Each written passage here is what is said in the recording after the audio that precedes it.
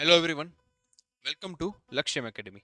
આ વિડીયોમાં આપણે ચર્ચા કરીશું કે હાલ જે ગૌણ સેવાની અંદર વર્ક આસિસ્ટન્ટ વર્ગ 3ની જે જાહેરાત આવી હતી, બરાબર છે, એમાં એની કામગીરી શું હોય છે, સેલરી કેટલી છે અને એની જોબ પ્રોફાઇલ શું છે, એ બાબતે આપણે આ વિડીયોમાં ચર્ચા કરીશું.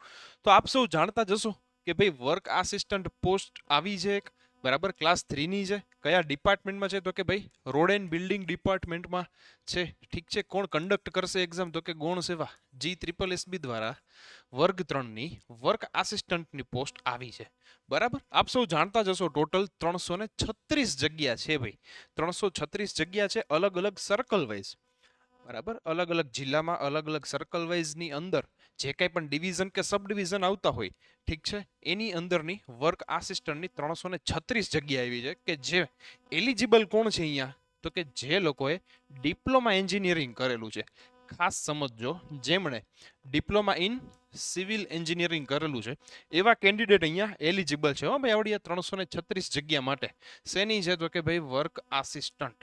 બરાબર, જે કોઈ કેન્ડિડેટે ડિપ્લોમા પૂરું કરી નાખ્યું છે, જેને ડિપ્લોમા ચાલતું હોય એવું નહીં ભાઈ, જેમણે ડિપ્લોમા પૂરું કરી નાખ્યું છે એવા તમામ ઉમેદવાર અહીંયા એલિજિબલ છે. મહત્વની વાત એ છે કે જેમણે માત્ર BE કરેલું છે અથવા તો બીટેક કરેલું છે, શેમાં? સિવિલમાં, તો એ અહીંયા એલિજિબલ નથી. બરાબર છે. એનો મતલબ એ થયો, જો તમારી પાસે ડિપ્લોમા કરેલું હોય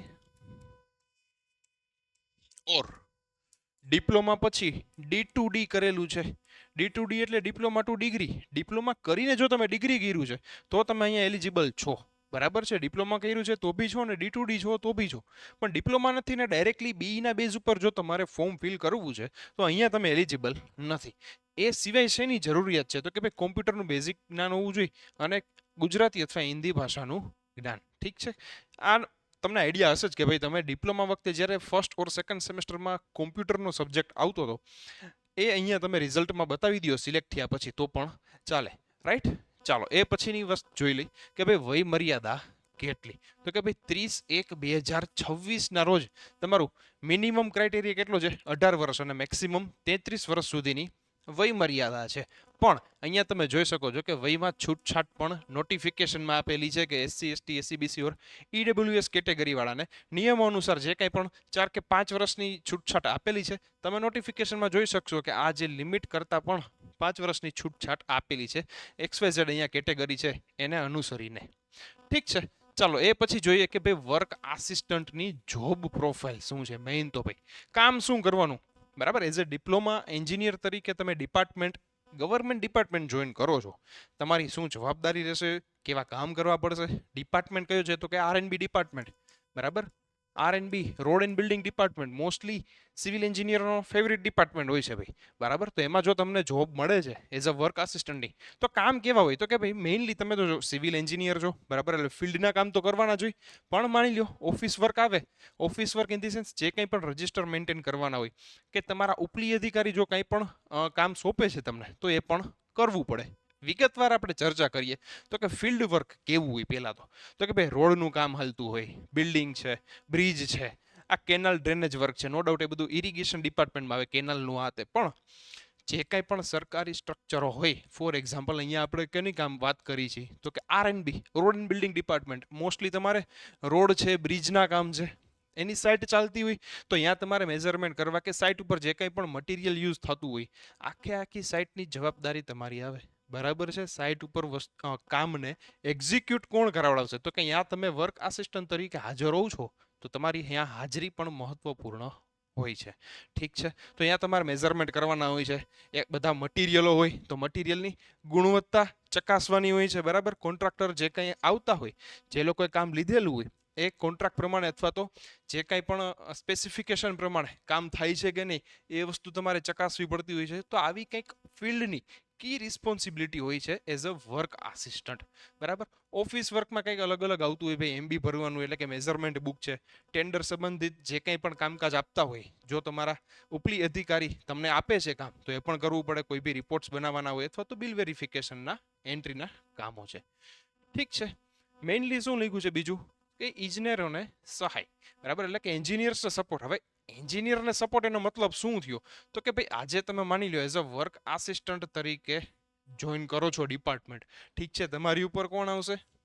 તો કે ભાઈ બધાય સેક્શન ઓફિસરો હોય એટલે કે ડબલ ઈ અથવા તો આસિસ્ટન્ટ એન્જિનિયર ડાયરેક્ટલી હોઈ શકે છે, બરાબર. બંનેને શું કહેવાય? સેક્શન ઓફિસર કહેવાય. તો કે એમના કામોમાં પણ જો કાંઈ સહાય કરવાની હોય તો એ લોકો તમને ઓર્ડર કરી શકે છે. ઠીક છે, કોઈ પણ સાઇટનું કામ હોય, ડ્રોઈંગનું કામ હોય, કાંઈ બી કામ હોય, ઠીક છે, તો એ લોકોને તમારે સપોર્ટ આપવાનો હોય છે, રાઈટ. ચાલો, એવી જ રીતે સરકારી યોજનાઓ, જે કંઈ પણ સરકારના કામ ચાલતા હોય છે સરકારી યોજનાઓ દ્વારા, એ અંતર્ગત જે કંઈ પણ કામગીરીઓ સાઇટ ઉપર ચાલતી હોય એ દરેક વસ્તુનું ડેવલપમેન્ટ, સમયસર કામ પૂરું થાય છે કે નહીં, સાઇટ ઉપરની તમામ જવાબદારી વર્ક આસિસ્ટન્ટને લેવાની હોય છે, રાઈટ.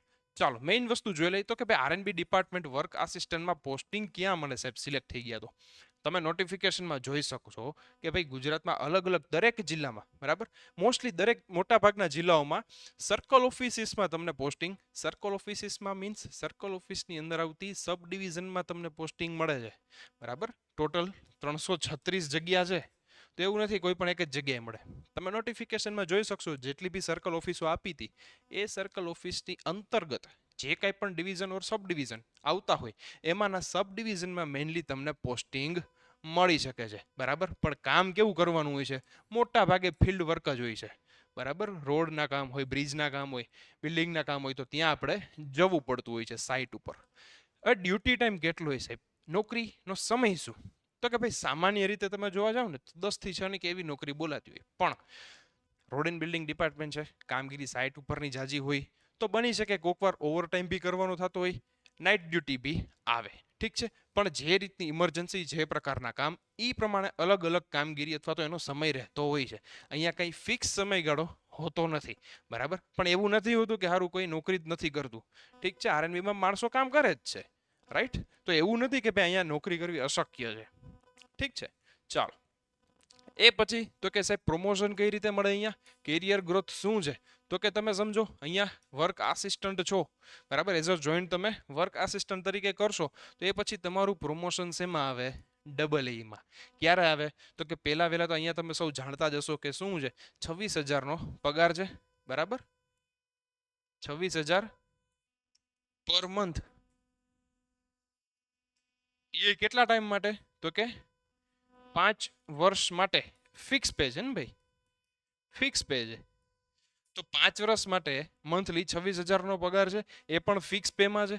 તો તમે જેમ 5 વર્ષ સંતોષકારક રીતે પૂર્ણ કરશો સરકારમાં કામગીરીમાં, ઠીક છે, એ પછી તમને ફૂલ પેમાં લેવામાં આવે. અને ફૂલ પેમાં લીધા પછી XYZ ટાઈમે, ટૂંકમાં એમ સમજો 7-8 વર્ષ લાગી જાય, ભાઈ બની શકે 7-8 વર્ષ જેવું થઈ જાય, રાઈટ. એ પછી તમને વર્ક આસિસ્ટન્ટમાંથી ડબલ ઈમાં પ્રમોશન મળી જાય, ઠીક છે. અને ડબલ ઈ એક વખત થઈ ગયા એ પછી તમને હાલ સુધી એવું હતું કે તમારા પ્રમોશન ભાઈ ડીઈમાં આવતા હતા, ડેપ્યુટી એક્ઝિક્યુટિવ એન્જિનિયરમાં, રાઈટ. પણ નવી પ્રસ્તાવના પ્રમાણે તમે જોઈ શકો છો, આપણે નોટિફિકેશનમાં પણ જોયેલું છે કે ડબલ ઈ ટુ પ્રમોશન એમાં આવે, એટલે કે આસિસ્ટન્ટ એન્જિનિયર, ને assistant engineer to deputy engineer થઈ શકે છે, ઠીક છે.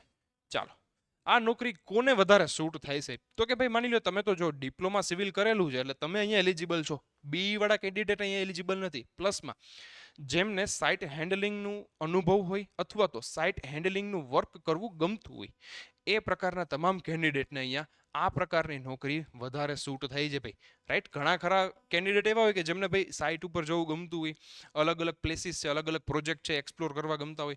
તો જો તમને સાઇટ ઉપરનું કામકાજમાં રસ હોય છે, સાઇટનું કામ એક્ઝિક્યુટ કરવામાં રસ હોય છે, તો અહીંયા તમે સારી રીતે નોકરીને ટૂંકમાં સારી રીતે નોકરી કરી શકો છો, ઠીક છે. ચાલો, પગાર ધોરણની આપણે જેમ ચર્ચા થઈ એમ 26,000 પર મંથ, 5 વર્ષ માટે અહીંયા ફિક્સ પે છે, બરાબર. જેમ 5 વર્ષ તમે પૂરા કરી નાખશો એ પછી તમને ફૂલ પે મેટ્રિક્સમાં લેવામાં આવે છે, ઠીક છે. એ 5 વર્ષ પછી તમને અહીંયા મળતા અલગ અલગ ભથ્થાઓ તમારી બેઝિક પેમાં એડ થાય છે, બરાબર. બેઝિક પે તમારો માની લ્યો ફોર એક્ઝામ્પલ 26,000 હોય, રાઈટ. તો એ 26,000ની ઉપરાંત એમાં ડીએ છે, એચઆરએ છે, ટીએ, એ બધી વસ્તુ એડ થતી જાય, બરાબર. પણ એવું સમજી શકી કે હાલ 7મા પગાર પંચ પ્રમાણે જો તમે 5 વર્ષ પૂર્ણ કરો તો 25,000 પછી તમે 40,000 આસપાસ પહોંચી શકો, અથવા તો 40,000 પ્લસે પહોંચી શકો, બરાબર. 8મું પગાર પંચ જે તે ટાઈમે લાગુ પડે એ પ્રમાણે તમે 5 વર્ષ પૂરા કરો, એ પછીનો સ્કેલ તો નો ડાઉટ આનાથી તો વધી જ જવાનો છે, ત્યારે તમે 50+ ઉભા હશો. પણ હાલની પરિસ્થિતિ પ્રમાણે જો તમે વર્ક આસિસ્ટન્ટમાં 5 વર્ષની નોકરી પૂરી કરી લ્યો છો ફિક્સ પેમાં, એટલે તમારી સેલરી ડાયરેક્ટલી 40+ પહોંચી જાય, રાઈટ, કે જેની અંદર અહીંયા આપેલા દરેક ભથ્થાઓ એડ થાય. બરાબર છે. ચાલો, તો આપ સૌ જાણતા જશો કે ભાઈ ડિપ્લોમા અથવા તો D2D કરેલા સિવિલ એન્જિનિયરિંગના કેન્ડિડેટો કે જેમણે ડિપ્લોમા કર્યું છે અથવા તો D2D કરેલું છે, એ તમામ ઉમેદવાર માટે આ એક બહુ સારામાં સારી તક છે. વર્ક આસિસ્ટન્ટની 336 જગ્યા આવી છે ભાઈ. બરાબર, તો જો તમે સારી રીતે તૈયારી કરવા માંગો છો, બરાબર, રેગ્યુલર લેક્ચર અને રેગ્યુલર જે કંઈ બી લેક્ચરની નોટ છે, આવું બધું તમારે જો જોતું હોય, લેક્ચરો જોવા હોય, તો લક્ષ્યમ એકેડેમી તમારા માટે એક રેકોર્ડેડ બેચ ભાઈ લઈને આવ્યું છે. બરાબર છે, સ્માર્ટ કોર્સ લઈને આવ્યું છે કે જેની અંદર તમને ગૌણ સેવાની કે પછી AA ની ભરતી હોય કે વર્ક આસિસ્ટન્ટની ભરતી હોય, તમે દરેક ની ભરતી માટે અહીંયા આ બેચ પરચેસ કરી શકો છો કે જેની પ્રાઇસ છે 3999 રૂપીઝ, રાઈટ, કે જેની અંદર તમને દરેક સબ્જેક્ટની લેક્ચર નોટ્સ મળી જશે, લેક્ચરો મળી જશે, રાઈટ, અને એ ઉપરાંત પણ તમને ટોપિક વાઇઝ ટેસ્ટ અથવા તો ફૂલ લેન્થ ટેસ્ટ પણ મળી જશે. ઠીક છે, તો આ દરેક વસ્તુ જો તમારે પરચેસ કરવી છે, રાઈટ, એટલે કે 3999 રૂપીઝમાં જો આ બેચ પરચેસ કરવા માંગો છો તો તમે લક્ષ્યમ એકેડેમીનો કોન્ટેક્ટ કરી શકો છો. એ ઉપરાંત પણ કાંઈ પણ ક્વેરી હોય તો તમે લક્ષ્યમ એકેડેમી કોન્ટેક્ટ કરી અને જાણી શકો છો. તો મળીશું આવી રીતે નવા વિડીયો લેક્ચરમાં. ત્યાં સુધી મને રજા આપો. જય હિન્દ, જય ભારત.